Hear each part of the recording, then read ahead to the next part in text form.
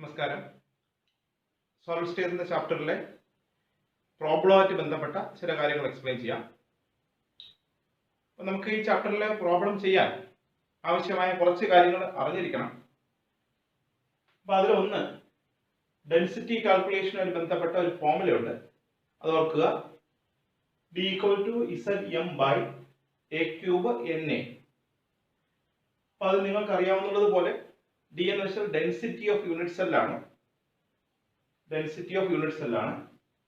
M എന്ന് വെച്ചാൽ crystal atomic mass ആണെങ്കിൽ അങ്ങനെ, അല്ലെങ്കിൽ മോളിക്കുലർ മാസ് ആണെങ്കിൽ അങ്ങനെ. അതായത് ഒരു ആറ്റത്തിന്റെ കാര്യമാണ് തന്നിട്ടുള്ളതെങ്കിൽ എം എന്നുള്ളത് അറ്റോമിക് മാസും, ഒരു മോളിക്യൂളിന്റെ കാര്യമാണ് തന്നിട്ടുള്ളതെങ്കിൽ എം എന്നുള്ളത് മോളിക്കുലാർ മാസുമാണ്. അപ്പോൾ എം ഒന്നുകിൽ അറ്റോമിക് മാസ് അല്ലെങ്കിൽ മോളിക്കുലർ മാസ്.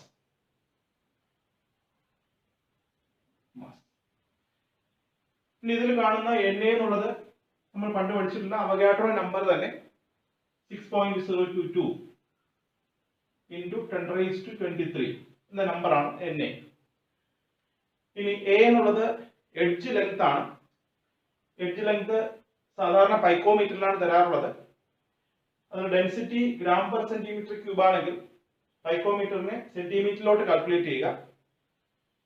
അതേസമയം ഡെൻസിറ്റി kg/m³ ആണെങ്കിൽ പൈക്കോമീറ്ററിനെ മീറ്ററിലേക്ക് കൺവേർട്ട് ചെയ്യുക. സോ എ എന്നുള്ളത് എഡ്ജ് ലെങ്ത് ആണ്. എഡ്ജ് ലെങ്തിനെ പൈക്കോമീറ്ററിലാണ് സാധാരണ തരുന്നത്.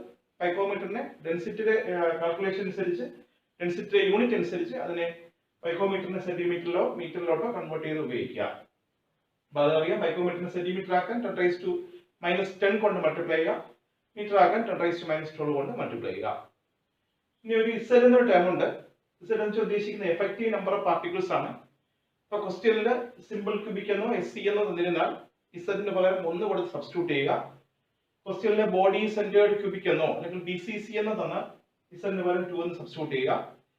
ഇനി ശ്രദ്ധിക്കേണ്ട കാര്യം, ക്വസ്റ്റ്യനിൽ ഇതൊന്നും അല്ലാത്ത FCC എന്നോ HCP എന്നോ CCP എന്നോ റോക്ക് സാൾട്ട് സ്ട്രക്ചർ എന്നോ NaCl ടൈപ്പ് എന്നോ 3D എന്നോ 3 ഡയമെൻഷണൽ എന്നോ ഒക്കെ തന്നിരുന്നാൽ, അതായത് ഈ രണ്ടും അല്ലാത്ത വേറെ എന്ത് തന്നാലും ഇസഡിന് പകരം 4 ഇട്ട് സബ്സ്റ്റിറ്റ്യൂട്ട് ചെയ്ത് കാൽക്കുലേഷൻ ചെയ്യണം. മറന്നു പോകരുത്. ഇസഡിന് സിമ്പിൾ ക്യൂബിക്കിൽ 1, BCC ആകുമ്പോൾ 2 ആണ്. ബാക്കി ഏത് വന്നാലും ശരി ഇസഡിന് 4 ഇട്ട് കാൽക്കുലേറ്റ് ചെയ്യുക. അപ്പൊ ഈ ഫോർമുല വെച്ച് പരീക്ഷയ്ക്ക് പല രീതിയിൽ ചോദ്യങ്ങൾ വരാം. ഒന്ന് ഡയറക്റ്റ് ആയിട്ട് ഡെൻസിറ്റി കണ്ടുപിടിക്കാൻ ചോദിക്കാം, അതൊരു ടൈപ്പ്. പിന്നെ അറ്റോമിക് മാസ് കണ്ടുപിടിക്കുന്ന രീതി, അറ്റോമിക് മാസ് കണ്ടുപിടിക്കുക, എം കണ്ടുപിടിക്കുക, M = D × a³ × Na/Z എന്ന് എഴുതി ചോദിക്കാം. ഇനി വേറൊരു ടൈപ്പ് ചോദ്യം എന്ന് വെച്ചാൽ what is the type of unit cell എന്ന് ചോദിക്കാം. അപ്പൊ അതിൽ കണ്ടുപിടിക്കേണ്ട ഏതാണ്? ഇസഡിന്റെ വാല്യൂ ആണ്. അപ്പൊ ഇസഡിന്റെ വാല്യൂ കണ്ടുപിടിക്കുന്നത് D × a³ × Na/M. ഇസഡിന്റെ വാല്യൂ 4 അടുപ്പിച്ച ഒരു വാല്യൂ കിട്ടുകയാണെങ്കിൽ നിങ്ങൾ പറയണം അത് സിമ്പിൾ FCC യൂണിറ്റ് സെൽ ആണ്. അതേസമയം ഇസഡിന് പകരം 2 അടുപ്പിച്ച ഒരു യൂണിറ്റ് വാല്യൂ കിട്ടുകയാണെങ്കിൽ അത് BCC യൂണിറ്റ് സെൽ ആണെന്ന് പറഞ്ഞ് കാൽക്കുലേറ്റ് ചെയ്യണം. ഇനി എഡ്ജ് ലെങ്ത് കണ്ടുപിടിക്കാൻ ചോദിക്കാറുണ്ട്. എഡ്ജ് ലെങ്ത് കണ്ടുപിടിക്കാൻ പറഞ്ഞാൽ a³ = Zm/d × Na എന്ന് എഴുതിയിട്ട് അതിൽ a³ കാൽക്കുലേറ്റ് ചെയ്തിട്ട് അതിന് a കണ്ടുപിടിക്കാൻ വേണ്ടി ക്യൂബ് റൂട്ട് ഓഫ് ആ വാല്യൂ എടുത്താൽ മതി. അപ്പോൾ അതിൽ എഡ്ജ് ലെങ്ത് കണ്ടുപിടിക്കാം. അത് അത്രയും കാര്യങ്ങൾ ഒരു കാര്യം അറിഞ്ഞിരിക്കണം. ഇനി വേറെ നമ്മൾ നേരത്തെ പഠിച്ച ഫോർമുലയാണിത്. a = 2r സിമ്പിൾ ക്യൂബിക്കിൽ, a = 4/√3r BCC, a = 2√2r FCC. അതായത് അതിന്റെ പ്രാധാന്യം എന്താണെന്ന് ചോദിച്ചാൽ ഡെൻസിറ്റി ആയിട്ട് റിലേറ്റ് ചെയ്തിട്ട് റേഡിയസ് ഓഫ് പാർട്ടിക്കിൾ ചോദിക്കാറുണ്ട്. അപ്പോൾ ഡെൻസിറ്റിയിൽ നിന്ന് എഡ്ജ് ലെങ്ത്തിന്റെ വാല്യൂ കണ്ടുപിടിച്ചാൽ അതിൽ നിങ്ങൾക്ക് റേഡിയസ് കണ്ടുപിടിക്കാൻ പറ്റും. ഡെൻസിറ്റിയിൽ നിന്ന് എഡ്ജ് ലെങ്ത്തിന്റെ വാല്യൂ കാൽക്കുലേറ്റ് ചെയ്തിട്ട് അതിൽ നിന്ന് റേഡിയസ് കണ്ടുപിടിക്കാൻ പറ്റും. സിമ്പിൾ ക്യൂബിക് ആണെങ്കിൽ a = 2r എന്ന ഫോർമുല ഉപയോഗിക്കാം. BCC ആണെങ്കിൽ a = 4/√3r എന്ന ഫോർമുല ഉപയോഗിക്കാം. FCC ആണെങ്കിൽ a = 2√2r എന്ന ഫോർമുല ഉപയോഗിക്കാം. ഇനി നമ്മൾ വേറൊരു കാര്യം നേരത്തെ അത് മനസ്സിലാക്കിയിട്ടുള്ളതാണ്. n സ്പിയർ ആണെങ്കിൽ ഒക്ടാഹെഡ്രൽ ലോയിഡിന്റെ എണ്ണം സ്പിയറിന്റെ എണ്ണത്തിന് തുല്യമാണെന്നും ടെട്രാഹെഡ്രൽ ലോയിഡിന്റെ എണ്ണം അതിന്റെ ഇരട്ടിയാണെന്നും നമ്മൾ കേട്ടിട്ടുണ്ട്. അപ്പോൾ n സ്പിയർ ആണെങ്കിൽ total number of voids 3n ആണ്, ടെട്രാഹെഡ്രൽ ലോയിഡ് 2n ആണ്, ഒക്ടാഹെഡ്രൽ ലോയിഡ് n ആണ്. അപ്പോൾ 5 സ്പിയർ ഉണ്ടെങ്കിൽ, n-ന് പകരം 5 സ്പിയർ ഉണ്ടെങ്കിൽ ഒക്ടാഹെഡ്രൽ ലോയിഡിന്റെ എണ്ണം 5, ടെട്രാഹെഡ്രൽ ലോയിഡിന്റെ എണ്ണം 10, total number of voids 15. 100 sphere ഉണ്ടെങ്കിൽ, n-ന് പകരം 100 സ്പിയർ ഉണ്ടെങ്കിൽ ഒക്ടാഹെഡ്രൽ ലോയിഡിന്റെ എണ്ണം 100, ടെട്രാഹെഡ്രൽ ലോയിഡിന്റെ എണ്ണം അതിന്റെ ഇരട്ടി 200, total number of voids 300. 1 mole sphere ഉണ്ടെങ്കിൽ ഒക്ടാഹെഡ്രൽ ലോയിഡിന്റെ എണ്ണം 1 മോൾ, ടെട്രാഹെഡ്രൽ ലോയിഡിന്റെ എണ്ണം 2 മോൾ. അപ്പോൾ ടോട്ടൽ നമ്പർ ഓഫ് പാർട്ടിക്കിൾസ് 3 മോളാണ്. 3 മോൾ കാൽക്കുലേഷൻ 3 × അവഗാഡ്രോ നമ്പർ അവിടെ ഇട്ട് ചെയ്യേണ്ടി വരും. ഓക്കെ, അപ്പൊ അതാണ് കൺസെപ്റ്റ്. ഓർത്ത് വെക്കേണ്ടത് എങ്ങനെയാണ്, n സ്പിയർ ഉണ്ടെങ്കിൽ ഒക്ടാഹെഡ്രൽ ഓയിലിന്റെ എണ്ണം അത് തന്നെയാണ്, ടെട്രാഹെഡ്രൽ ഓയിലിന്റെ എണ്ണം അതിന്റെ ഇരട്ടിയാണ്, ടോട്ടൽ നമ്പർ ഓഫ് ഓയിൽസ് 3 തന്നെയാണെന്ന് ഓർമ്മിച്ചോണം. സോ ഇതിനെയൊക്കെ ബേസ് ചെയ്ത് ചോദ്യങ്ങൾ വരാറുണ്ടെന്ന് ഓർമ്മിച്ചോണം. ഇനി നമ്മൾ നേരത്തെ മനസ്സിലാക്കിയപ്പോ എഡ്ജിലെ കോൺട്രിബ്യൂഷൻ 1/4, ഫേസിലെ കോൺട്രിബ്യൂഷൻ 1/2, ബോഡിക്ക് അകത്താണെങ്കിൽ 1, കോർണറിലാണെങ്കിൽ 1/8. ഇതുപോലുള്ള കാര്യങ്ങളൊക്കെ അറിഞ്ഞിരിക്കേണ്ടി വരും നമുക്ക് പ്രോബ്ലം ഇതിനകത്ത് ചെയ്യുന്നതെങ്കിൽ. അപ്പൊ ഇതുമായി ബന്ധപ്പെട്ട 1-2 പ്രോബ്ലം ചെയ്ത് നോക്കാം. ശരി, ഒരു പ്രോബ്ലം എഴുതിക്കോ. An element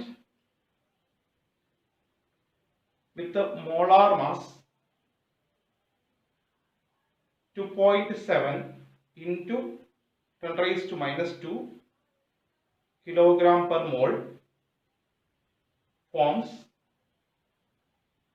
a cubic unit cell with a cell edge of 405 picometer. ആ സെന്റൻസ് ഒന്നുകൂടെ വായിക്കാം. An element with the molar mass 2.7 into 10⁻² kilogram per mole forms a cubic unit cell with a cell edge of 405 picometer. ബാക്കി, if its density is 2.7 into 10⁻³ kilogram per meter cube, what is the nature of unit cell? രണ്ടാമത്തെ sentence ഒന്നുകൂടെ വായിക്കാം. If its density is 2.7 into 10⁻³ kilogram per meter cube, what is the nature of unit cell? അപ്പോൾ what is the nature of unit cell ആണ്. ഇപ്പോൾ formula ഇങ്ങോട്ട് എടുത്ത് എഴുതുക. B equal to Z m by a cube na. What is the nature എന്നാണ് ചോദിച്ചിരിക്കുന്നത്. അപ്പൊ nature എന്ന് ഉദ്ദേശിക്കുന്നത് ഇസഡിന്റെ വാല്യൂ ആണ് കണ്ടുപിടിക്കേണ്ടത്. സോ ഇതിനെ ഇസഡ് എന്ന രീതിയിൽ അറേഞ്ച് ചെയ്യുക. Z equal to B into A cube into N A divided by M. ഇനി ഓരോ ടേംസ് ആയിട്ട് നോക്കാം. ഡിയുടെ വാല്യൂ എത്രയാണെന്ന് ക്വസ്റ്റ്യൻ പറയുന്നുണ്ടോ? ഉണ്ട്. ഡെൻസിറ്റിയുടെ വാല്യൂ തന്നിട്ടുണ്ട് 2.7 ഇൻറ്റു 10⁻³ തന്നിട്ടുണ്ട്. എഡ്ജ് ലെങ്ത്തിന്റെ വാല്യൂ 405 പൈക്കോമീറ്റർ തന്നിട്ടുണ്ട്. അപ്പൊ ഇവിടെ ഡെൻസിറ്റിയുടെ പ്രത്യേകത, ഡെൻസിറ്റി യൂണിറ്റ് അവിടെ കൊടുത്തിട്ടുള്ളത് കിലോഗ്രാം പെർ മീറ്റർ ക്യൂബ് ആണ്. അപ്പൊ അതുകൊണ്ട് തന്നെ ഡെൻസിറ്റിയെ നിങ്ങൾ മീറ്ററിലേക്ക് കൺവേർട്ട് ചെയ്യുക. എഡ്ജ് ലെങ്തിനെ മീറ്ററിലേക്ക് കൺവേർട്ട് ചെയ്യുക. നമുക്കറിയാം മീറ്ററിലോട്ട് കൺവേർട്ട് ചെയ്യാൻ വേണ്ടി 405 into 10⁻² മീറ്റർ ആണ് ഉപയോഗിക്കേണ്ടത്. ഇനി എൻ എ അവഗാഡ്രോ നമ്പർ ആണ്. അതിന്റെ വാല്യൂ നേരത്തെ അറിയാം 6.022 into 10⁻23. എമ്മിന്റെ വാല്യൂ ക്വസ്റ്റ്യനിലെ an element with molar mass ന്റെ വാല്യൂ തന്നിട്ടുണ്ട്. സോ എമ്മിന്റെ വാല്യൂ തന്നിട്ടുണ്ട്. എമ്മിന്റെ value 2.7 into 10⁻² kilogram per mole തന്നിട്ടുണ്ട്. അപ്പൊ എമ്മിന്റെ വാല്യൂ അവിടെയുണ്ട്. സോ സബ്സ്റ്റിറ്റ്യൂട്ട് ചെയ്യുന്നു. Is equal to density 2.7 into 10⁻³ into edge length 405 into 10⁻² the whole cube into n യുടെ value 6.022 into 10⁻23 divided by m ന്റെ വാല്യൂ 2.7 into 10⁻². കാൽക്കുലേറ്റ് ചെയ്ത് നോക്കുന്ന സമയത്ത് അപ്രോക്സിമേറ്റ്ലി 4 അടുപ്പിച്ച് വാല്യൂ കിട്ടും. 4 എഴുതി വെച്ചിട്ട് നമുക്ക് കാര്യമില്ല. കാരണം പരീക്ഷ ചോദിച്ച ക്വസ്റ്റ്യൻ എന്ന് വെച്ചാൽ അതിനകത്ത് വാട്ട് ഈസ് ദ ടൈപ്പ് എന്നാണ്. 4 എന്ന് ആൻസർ കണ്ടുപിടിച്ച് 4 എന്ന് വെച്ചാൽ അത് ഏത് ടൈപ്പ് ആണെന്ന് ചോദിച്ചാൽ നിങ്ങൾക്ക് FCC എന്നോ XCP എന്നോ CCP എന്നൊക്കെ പറയാം. സോ ആൻസർ 4 എന്ന് കണ്ടുപിടിച്ചിട്ട് അപ്രോക്സിമേറ്റ്ലി 4 എന്ന് വരും. 4 കണ്ടുപിടിച്ചതിന് ശേഷം പറയണം അത് FCC ആണെന്നോ CCP ആണെന്നോ XCP ആണെന്നോ പറയാം. സോ ആ ക്വസ്റ്റ്യൻ നമുക്ക് അങ്ങനെ ചെയ്യാം. Okay,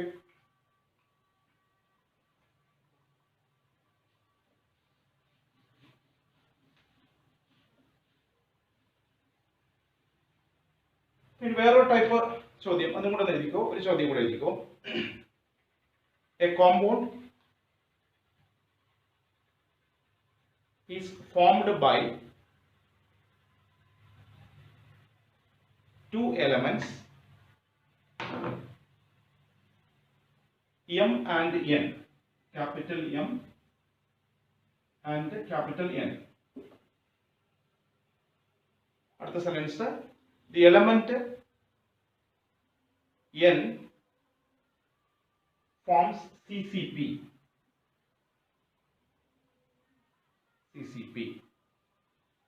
And atoms of M occupy 1/3 of tetrahedral voids.